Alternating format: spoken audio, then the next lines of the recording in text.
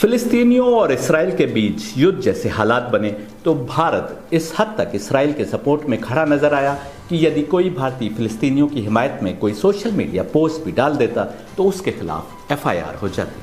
हालांकि स्वयं इसराइल में अनेक लोग फिलिस्तीनियों पर हो रही निरंकुश बमबारी के खिलाफ बोल रहे हैं और इसराइल में रहते हुए अपने देश की सरकार की नीति के खिलाफ खड़े होने पर एफआईआर नहीं हो रही। यूएस से लेकर बर्लिन तक डेमोन्स्ट्रेशंस हुए हैं और हो रहे हैं और वहां की सरकारें डेमोन्स्ट्रेशंस में हिस्सा लेने वालों के खिलाफ कोई एक्शन नहीं ले रही। सवाल खड़ा होता है कि भारत ने इतना सख्त रुख क्यों अपनाया?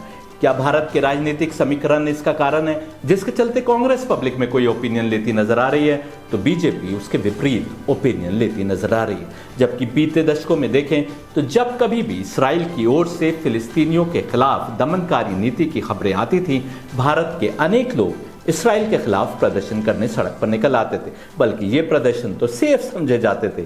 दूसरे देश की सरकार के खिलाफ प्रदर्शन करो तो अपने देश की सरकार को कोई आपत्ति नहीं होती थी। यदि अपनी नेतागिरी अपनी सरकार के खिलाफ चमकाने की कोशिश करोगे तो तुम परेशानी में खड़े हो सकते हो। इसलिए भी और जेन्युइन वजहों से भी बहुत लोग ऐसे प्रदर्शनों में हिस्सा लेते थे, लेकिन अब समय बदल गया। एक वीडियो में हमने बताया था कि बीते दिनों में भारत और इसराइल की मित्रता इस हद तक बढ़ी है कि भारतीय सिविल सर्वेंट्स ट्रेनिंग के लिए इसराइल जाते रहे और कई इसराइली एक्सपर्ट्स की ग्रीन कार्ड एंट्री पीएमओ में रही है। बड़ा सवाल यह है कि क्या कुछ और कारण हो सकते हैं भारत और इसराइल की इतनी गहरी दोस्ती की?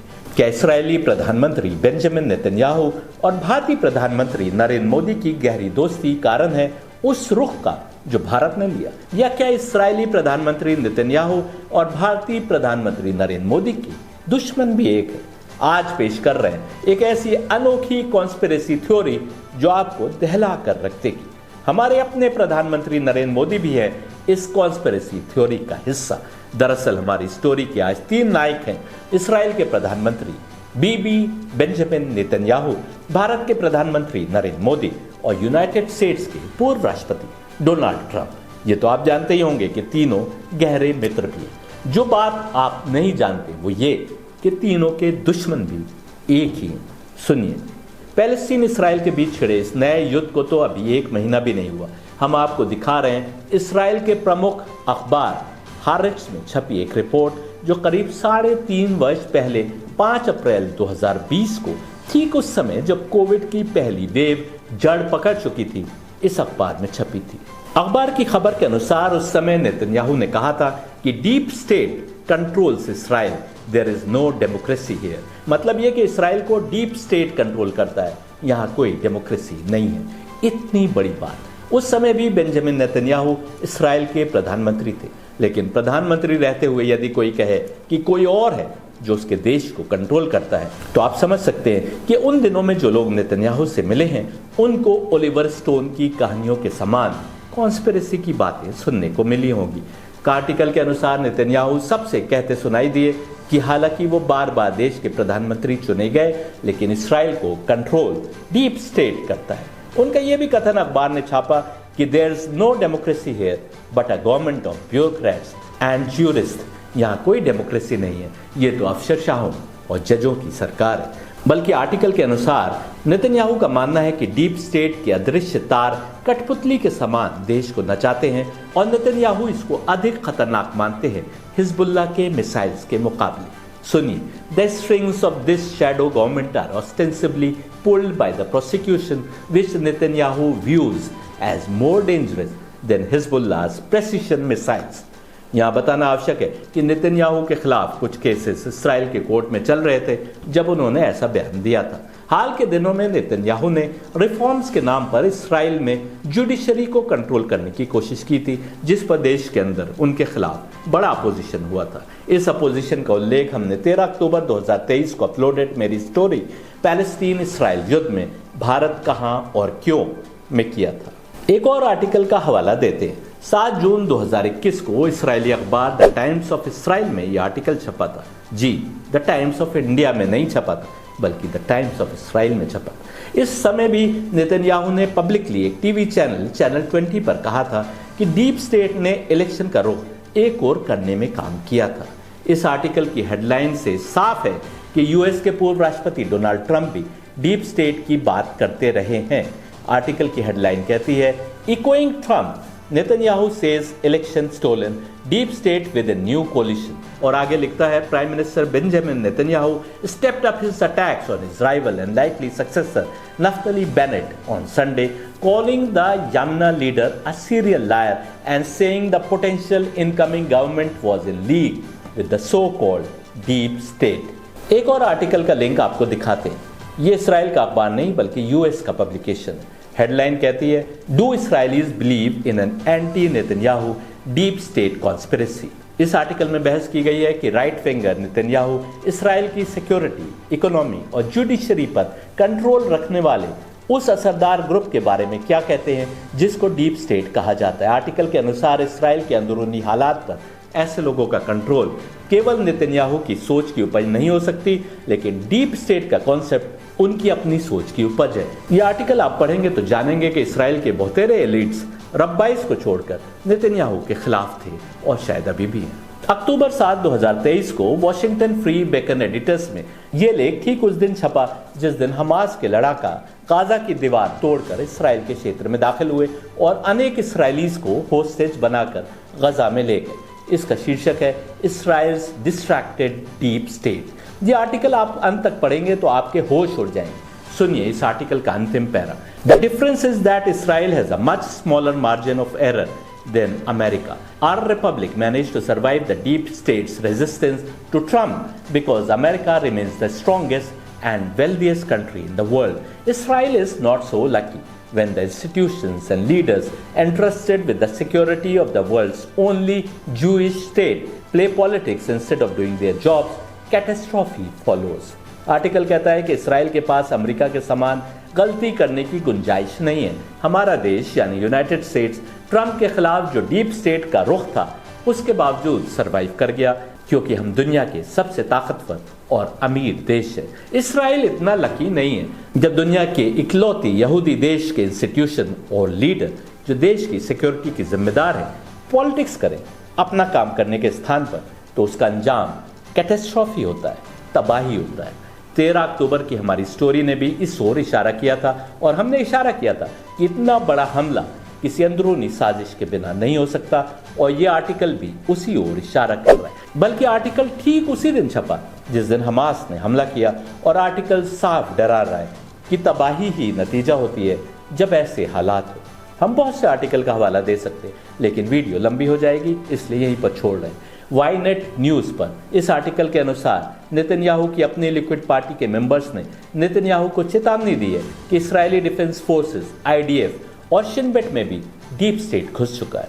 यहाँ बता दें कि शिनबेट के चीफ रोनेन बार ने प्रधानमंत्री नेतन्याहू से कहा था कि यहूदी आतंकवाद फिलिस्तीनी आतंकवाद को बढ़ाने का कारण है। इतने उदाहरण काफी है आपको समझाने के लिए। जरा विकिपीडिया पर यूनाइटेड स्टेट्स में डीप स्टेट की डेफिनेशन देख लेते हैं। इसके अनुसार कॉन्स्पिरेसी थ्योरीज के अनुसार डीप स्टेट्स बिजनेस घरानों, बैंकरों और अफसरशाहों का ऐसा खुफिया क्लैंडस्टाइन नेटवर्क है जो केवल अपने हित के लिए काम करता है। इस लेख के अनुसार डीप स्टेट शब्द अधिक प्रचलित हुआ जब अमेरिकी राष्ट्रपति डोनाल्ड ट्रंप ने कहा कि डीप स्टेट उनके खिलाफ काम कर रहा है। विकिपीडिया के अनुसार 2017 और 2018 में किए गए ओपिनियन पोल्स के अनुसार करीब आधे अमेरिकी डीप स्टेट की मौजूदगी का यकीन रखते थे।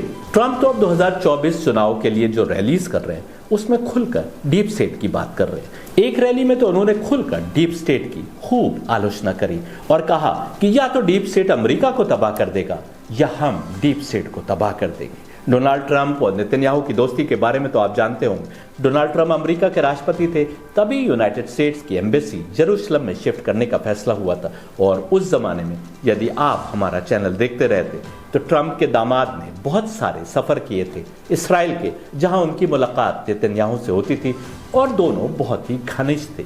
आप ये भी जानते हैं कि हमारे अपने प्रधानमंत्री नरेंद्र मोदी भी डोनाल्ड ट्रंप के और नेतन्याहू के बहुत करीब रहे। ये बात किसी से छिपी नहीं है कि प्रधानमंत्री मोदी ने आउट ऑफ द वे जाकर डोनाल्ड ट्रंप को फिर से चुनाव जिताने की कोशिश की थी। अब आइए उस खबर की ओर जो आपके होश उड़ा देगी। बीबीसी पर यहूदी बिलियनेयर जॉर्ज सोरोस के बारे में एक लेख आपको दिखाते। इसका पहला पैरा क्या कहता है सुनिए। एक शाम न्यूयॉर्क के अमीरों के इलाके में एक बड़ा सा packet multi billionaire philanthropist George Soros के घर पर डाक से पहुंचा। पैकेट को देखकर शक हुआ तो पुलिस और FBI को बुला लिया गया। अंदर जॉर्ज सोरोस की एक फोटो पर लाल रंग से क्रॉस का निशान बना था और उसमें बम बनाने का सामान था। ऐसे करीब 1 दर्जन पैकेट पूर्व राष्ट्रपति बराक ओबामा, पूर्व secretary of state Hillary Clinton आदि के घर पर पहुंचे थे। बम फटे नहीं, नकली थे, लेकिन इस पर यूनाइटेड स्टेट्स में हंगामा हो गया। अनेक लोगों का मानना था कि स्वयं जॉर्ज सोरोस का ही ये गेम प्लान था। प्रेसिडेंट ट्रंप ने इस अटैक को कंडेम तो किया, लेकिन जब व्हाइट हाउस में दर्शक दीर्घा से कोई चिल्लाया कि सोरोस उसको जेल में डाल दो, तो ट्रंप मुस्कुरा दिया। किसी और आम व्यक्ति को ये सारे नकली बम भेजने के लिए गिरफ्तार कर लिया गया। इंग्लैंड में जॉर्ज सोरोस के बारे में कहा जाता है कि यही वो व्यक्ति था जिसने 1992 में अपने फायदे के लिए बैंक ऑफ इंग्लैंड को कंगाल कर दिया था। आज जॉर्ज सोरोस की ओपन सोसाइटी 120 से अधिक देशों में काम करती है। उनकी इमेज ये है कि वो विभिन्न देशों में डेमोक्रेसी बनाए रखने के लिए खर्चा करते हैं। डोनाल्ड ट्रंप की रैली में हिंसा देखने को मिली तो BBC के अनुसार उसके पीछे भी जॉर्ज सोरोस का हाथ था, जिन्होंने इस हिंसा को प्रायोजित किया, स्पॉन्सर किया। सुनिए, among US right-wingers, it was soon claimed that the violence was orchestrated and financed by Soros in order to tarnish the reputation of President Trump. And they said the key to the secret plot was a man called Brennan Gilmore, who filmed the car being driven into the counter-protesters. Right-wing radio host Alex Jones claimed Gilmore was paid $320,000 a year by Soros and was part of a deep state coup to oust the president. आपने देखा Donald Trump और Benjamin Netanyahu जो deep state चिल्लाते हैं, उसके पीछे कोई हो ना हो। BBC का यह आर्टिकल जॉर्ज सोरोस को डीप स्टेट से जुड़ा होने का संदेह बताता है। इतना कुछ बता चुके, एक अंतिम खबर तो आपने सुनी ही होगी। जॉर्ज सोरोस प्रधानमंत्री मोदी को भी सत्ता से बेदखल करना चाहते हैं। संडे गार्जियन तो उनको इकोनॉमिक टेररिस्ट बताता है और कहता है कि उनके एजेंडे में मोदी को हटाना शामिल है। 31 दिसंबर 2022 को हमने इस ओर इशारा कर दिया था। क्या कहा था, सुनिए। 2024 चुनाव की आहट सुनाई देने लगी है और राहुल की नजरें केवल उस पर है। 10 सितंबर को केरल से शुरू होने वाली यात्रा दिल्ली में दस्तक दे चुकी है। हर शहर में हजारों लोगों की भीड़ यात्रा में शरीक हो रही है। पहली बार सोशल मीडिया पर राहुल गांधी छाए नजर आ रहे हैं, जबकि नरेंद्र मोदी की IT सेल सिमटती नजर आ रही है। कुछ दिन पूर्व तक राहुल जो कुछ कह रहे थे सब फेल हो रहा था। आखिर अब क्या बदला कि उनको इतनी पब्लिसिटी मिल रही है? आप राहुल गांधी की खबर ना भी सुनना या देखना चाहें, आप सोशल मीडिया पर जाएं, रोज उनकी यात्रा की कोई खास खबर पॉपअप होकर नजरों के सामने आ जाती है। इसके केवल 2 ही कारण हो सकते हैं। या तो कांग्रेस ने कोई नए सोशल मीडिया एक्सपर्ट्स हायर किए हैं जो न केवल अच्छी प्लानिंग कर रहे हैं बल्कि बड़ा पैसा खर्च कर रहे हैं सोशल मीडिया पर राहुल को प्रमोट करने में, या फिर कुछ ताकतें हैं जिन्होंने राहुल गांधी को प्रमोट करके नरेंद्र मोदी को बैकफुट पर ले जाने का बीड़ा उठाया। कौन हो सकती हैं ये ताकतें? यदि आप हमारे अपलोड्स देखते रहे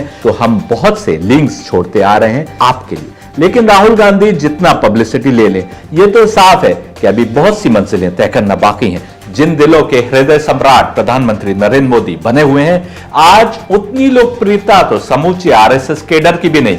फिर कौन ताकत प्रधानमंत्री की छवि को धूमिल कर सकती है? सुना आपने, घूमता आईना की हमारी स्टोरीज में कुछ इशारे होते हैं, क्योंकि हमारा मानना है कि अक्लमंदों के लिए इशारा ही काफी है। रियल न्यूज इंटरनेशनल पर मेरा खास प्रोग्राम घूमता आईना देखते रहिए।